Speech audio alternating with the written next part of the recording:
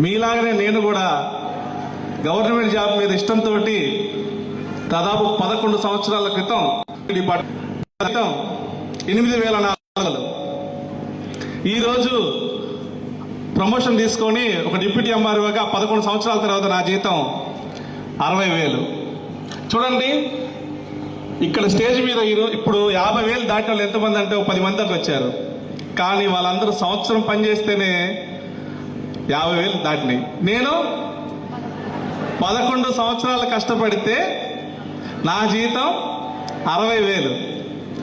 So 1,00,000 సంపాదించాలంటే మన MSR చెప్పినట్టు ఇక్కడ సంవత్సరం ఉంటే 1,00,000 వస్తుంది అన్నారు. నేను 1,00,000 సంపాదించాలంటే ఇంకా 5 సంవత్సరాలు పడుతుంది నా ఉద్యోగంలో.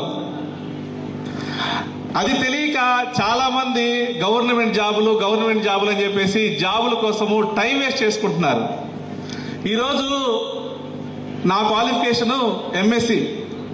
నేను ఎంఎస్సి చదివాను. సో గవర్నమెంట్ జాబ్ అయితే బాగుంటుంది. నా ఫ్యామిలీలో ఎవరికి జాబ్ లేదు, గవర్నమెంట్ జాబ్ లేదు. మా నాన్న ఒక టాపీ మేస్త్రి. సో గవర్నమెంట్ జాబ్ అంటే అందరికీ ఈ లెవెల్లో ఉంటుంది, అవునా?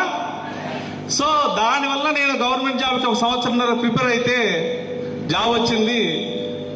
ఇక జాబ్ వచ్చింది